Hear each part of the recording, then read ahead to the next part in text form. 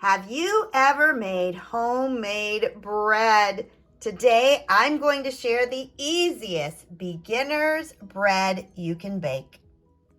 Good morning, everybody. This is Deb from Just Do Something Homestead, and today we're going to bake a bread with only 4 ingredients. Are you ready to make your first loaf of bread? Several years ago, my youngest daughter asked for a Dutch oven for Christmas. And when I looked at it, I thought, ooh, I want one of them too. This thing is amazing. First off, it is very heavy, but I love that it has the coating on it. And so it is so easy to use. And besides doing soups and stews, it is perfect for bread.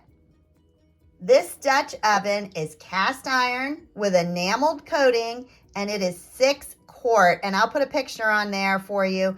I ordered mine from Amazon. You can find them for $200. This is less than $50.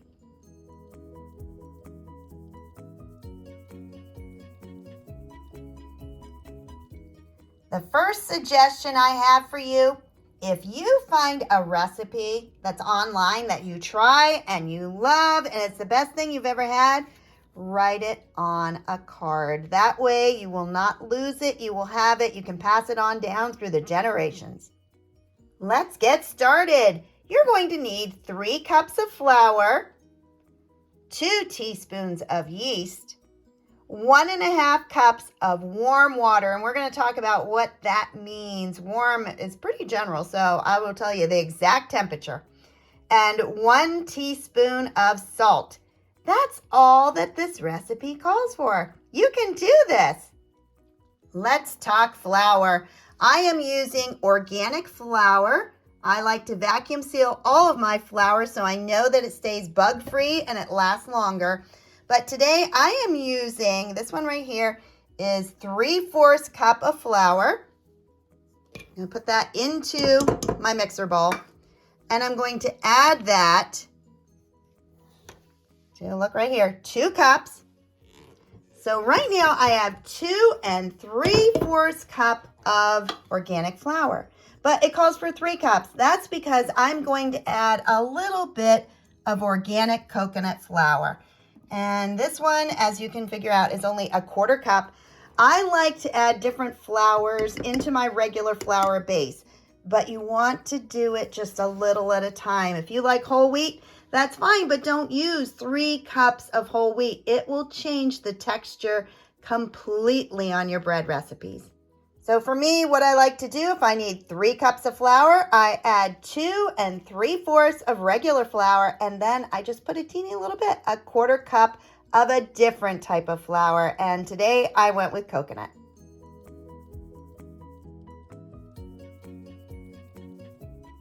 If you don't want to try mixing in different flours, that is fine. You can simply use unbleached flour. It doesn't even need to be bread flour, just regular old flour.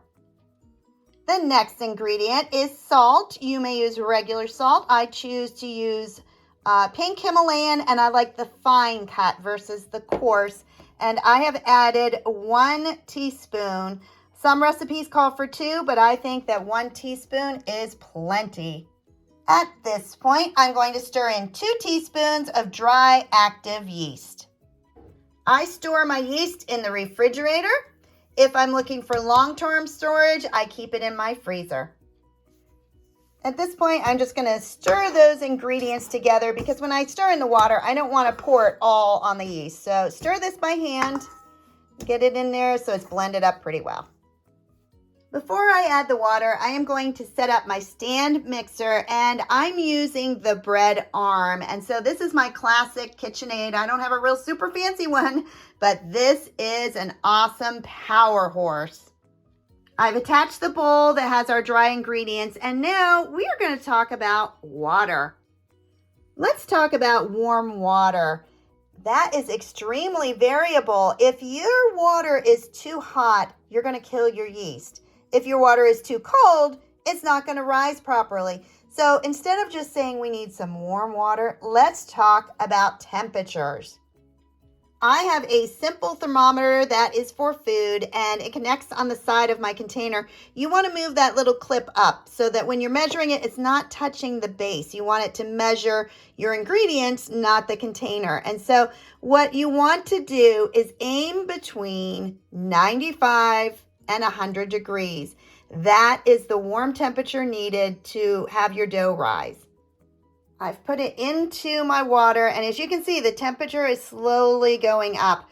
All I've done so far is finger tested it. So I stuck my finger in and thought, no, I think it needs a little warmer, or I need to sit it on a counter a little longer to cool it off.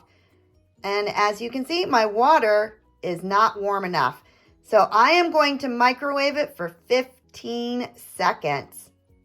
All right, I have heated it up a little bit, and I'm watching the thermometer go up. This is where it's tricky because you got to keep a good eye on it. You don't want it over 100. Woo! I think I nailed it.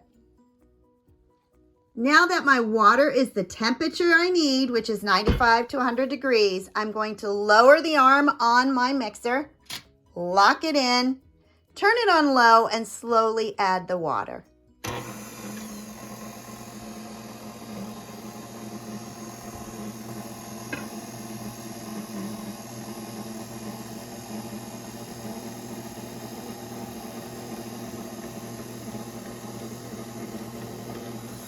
You're going to mix it well until it forms a dough.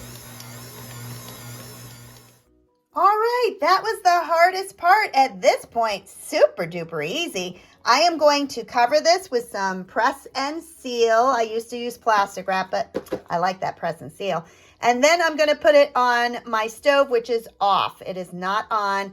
And turn on the light on the microwave that's above my stove. That will form just a teeniest little bit of heat and help it rise. You're going to have it rise for 2 to 3 hours. Now, in the winter, I used to put it by my wood stove, but can't do that in April. So I'm going to put it under the microwave light to get a little heat on it. This is the light that is under my microwave. And so I have put the bowl directly on top of my stove. Stove is not on. And that will give it a little bit of heat and help it rise. My dough has been rising for about 2.5 hours. Let's take a look at it. Oh, very nice. Now, here's a little secret. When it hit 2 hours, I put my Dutch oven into my oven and I turned it on to 450 degrees because it is cast iron. You want that Dutch oven completely heated through with the lid on. So it has been in there for a half hour, and now I'm going to show you how to prepare the bread. The first step is to place a large piece of parchment paper onto your countertop. And now I am going to take my dough and I'm going to put it onto the parchment paper. I am going to take my dough that has been rising for 2.5 hours and place it onto this parchment paper. And so it can be a little tricky. If I take my rubber scraper and go around the outside of the pan, it'll help it come out. So go around the entire outside, just like that. And I let it come out all on its own. Okay. Just like that. Let gravity do its work. Perfect. I have patted it down. Now, if it's a little sticky, you can put some flour on your hands, but it was fine on mine, so I did not need it. And I shaped it into a little bit of a flattened oval, so it's not real high, it's not real wide. And now I am going to very carefully place it into my very hot Dutch oven. You want to protect your countertop before you bring out that Dutch oven. And so I have a large cutting board, then I have a trivet, and I also have some hot mats. So there's no way it's going to ruin my countertop. This bread, you're actually going to set it in paper and all. So super duper easy. So let me get the Dutch oven. That Dutch oven's extremely hot, so make sure you are careful when using it. I'm going to take the lid off and put it over on a cutting board that I have ready. Now at this point, I am just going to pull up the sides of my parchment paper and place it into my Dutch oven, just like that. Now remember that lid's hot, so pick up the lid and place it onto my Dutch oven. All right, let's go right back into the oven. I'm going to keep this here for when I pull my bread out. So let me show you too. It's a large cutting board with a trivet and then some hot pads on top of there. So this is going to protect your countertop completely. But I am baking it now for 30 minutes. Then I'm going to remove the lid and bake for 10 minutes more. It's been 30 minutes. The timer just went off and I'm going to remove the lid. Ooh, that is looking amazing. Let me show you. Ooh, perfect. All right, it's going to cook for 10 more minutes. And there you have it, beginner's bread. I'm going to take it on out of my pot and we're going to take a look at it. Straight out of the oven. This loaf is looking incredible. Let me grab a knife and we'll see what it looks like inside. I am going to cut this loaf and take a look at what it looks like. It is crisp on the outside.